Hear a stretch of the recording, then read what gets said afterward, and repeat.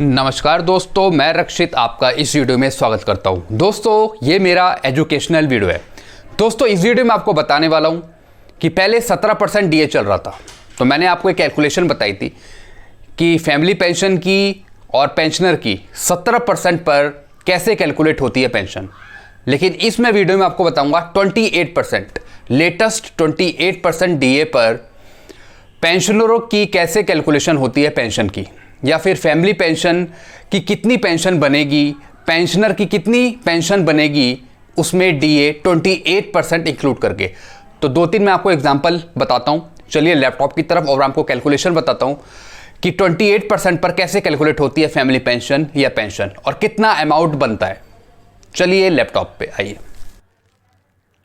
दोस्तों मैं लैपटॉप की तरफ आ गया हूं और मैं आपको बताने वाला हूं कैसे हम कैलकुलेट करते हैं पेंशनर की पेंशन 28% डीए पे और फैमिली पेंशन 28% डीए पे। तो ये जो आप देख रहे हैं स्क्रीन पे, ये 7 सीपीसी की टेबल है। इस पे सबसे पहले मैं मिनिमम बेसिक पे कैलकुलेशन करूंगा 28% डीए की। तो लेवल 1 का मैं दिखा रहा हूँ। लेवल 1 के जो कर्मचारी हैं जो 1300 ग्रेड पे पे थे 6 सीपीसी में, तो मिनिमम हम लेते हैं। जैसा आपको पता है कि जो डीए है वो लगता है बेसिक पे। तो सबसे मैं कम लेता हूं बेसिक पे, मिनिमम ले रहा हूं 18,000। तो मैंने ले लिया 18,000। तो 18,000 पे हम डीए नहीं लगाएंगे। पेंशन बनाने के लिए हमें 50% करना पड़ता है, लेकिन कैलकुलेशन के लिए जो मैं बेसिक पे ले रहा हूं, सबसे कम ले रहा हूं, 18,000 ले रहा हूं। तो 18,000 का मुझे पहले करना है 50%। यह आ गया 9,000। तो अब मैं 9,000 पे डीए लगाऊंगा। तो 9,000 इंटू लेटेस्ट डीए 28%, तो ये आ गया 2520। तो 2520 प्लस 9,000, तो टोटल जो पेंशन बनेगी पेंशनर की वो बनेगी 11,520। ये पेंशन बनेगी 11,520। अगर इसमें वो मेडिकल अलाउंस ले रहा है तो वो भी ऐड हो जाएंगे 1,000 रुपये, तो टोटल हो जाएगी 12,520। तो इस तरीके से हम पेंशनर की पेंशन कैलकुलेट करते हैं। दूसरा मैं आपको फैमिली पेंशन भी बता देता हूं कि इसकी फैमिली पेंशन कितनी बनेगी। तो हमारा जो बेसिक पे है वो 18,000, इसका 50% 9,000, तो 9,000 ही आएगा। तो 9,000 पे लेटेस्ट डीए 28%, वो ही आ गया 2520। तो 2520 प्लस 9,000, तो टोटल फैमिली पेंशन जो बनेगी बड़ी दर से वो बनेगी 11,520। और 30% हम करें तो 18,000 का 30% हमने कर दिया, तो ये हो गया 5,400। लेकिन एक चीज़ मैं आपको बता दूं, जो नॉर्मल रेट बनी वो 9,000 से नीचे बन रही है, 5,400 बन रही है। तो 7 सीपीसी के अनुसार 9,000 से कम किसी को नहीं देना है। तो 30% 18,000 का हमने करा 5,400, लेकिन ये 9,000 से कम हो रहा है। तो हम जो मैक्सिमम लेंगे वो 9,000 ही लेना है हमें इसमें। तो 30% के लिए भी हम 9,000 कैलकुलेट करेंगे नॉर्मल रेट के लिए 30% पे।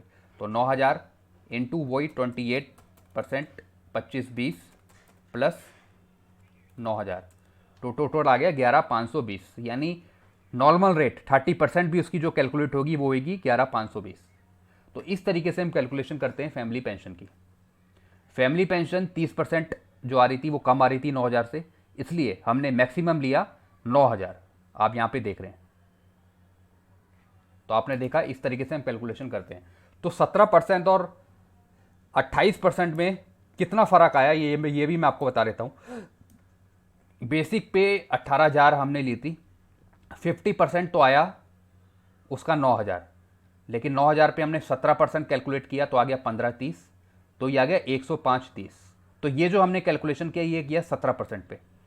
अब 28% पे हमने इसे कैलकुलेट किया तो ये आया 11,520। यानी 17 से 28% जितना बढ़ा, तो पेंशन में फ़र्क जो आया है, पेंशन जो बढ़ी वो बढ़ी 990 रुपये। 990 रुपये बढ़ी है पेंशन। पहले 10,530 थी, अब हो गया 28% लगा के 11,520। तो 990 रुपये का फ़र्क आया है, तो 28% डीए होने पर। तो ये मैंने आपको बता दिया। एक और हम किसी का ले लेते हैं, ये तो मैंने आपको लेवल 1 का दिखाया था, मैं आपको लेवल 6 का भी बता देता हूँ। लेवल 6 के जो कर्मचारी हैं, तो इसमें हम जो बेसिक पे लेते हैं वो लेते हैं सबसे ऊपर वाली 35,400। कैलकुलेटर में लाता हूँ, तो 35,400 का सबसे पहले हमें करना है 50%। अगर हम पेंशनर की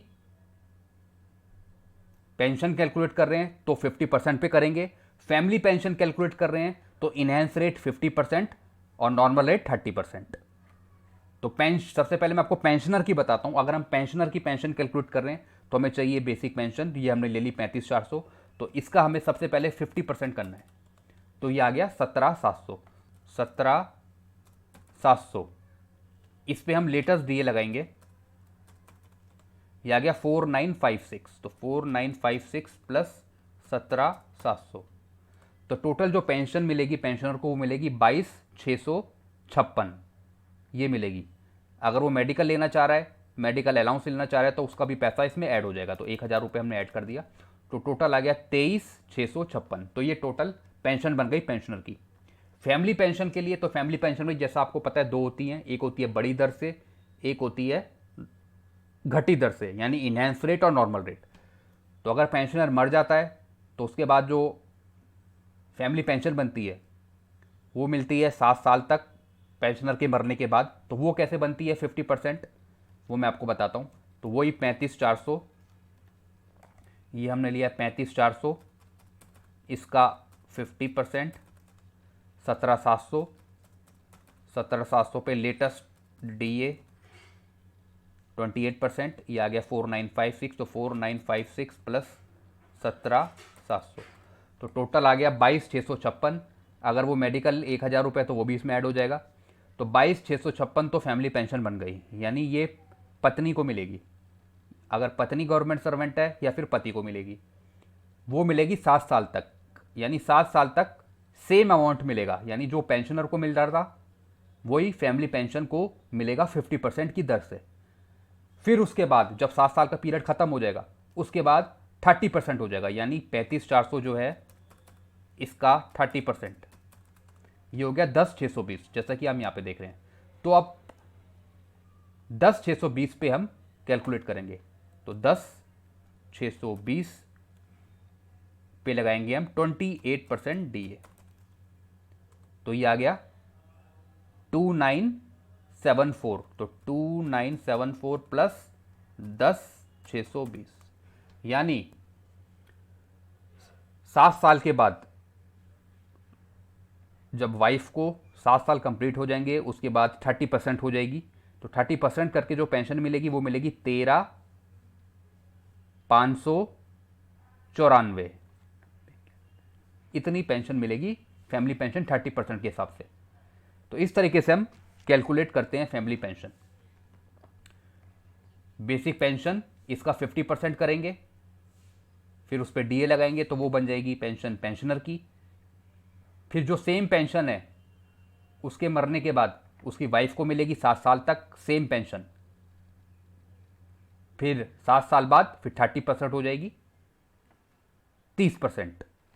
तो इस तरीके से हम कैलकुलेशन करते हैं। तो इसके रिगार्डिंग आपको कुछ पूछना हो तो डायरेक्ट आप मेरे को कमेंट कर सकते हैं। आपकी पेंशन कैलकुलेट करनी है 28% के हिसाब से, तो वो भी कैलकुलेट कर दूंगा मैं। तो आपको वीडियो अच्छी लगती है तो वीडियो को लाइक करें और चैनल को आप सब्सक्राइब कर सकते हैं।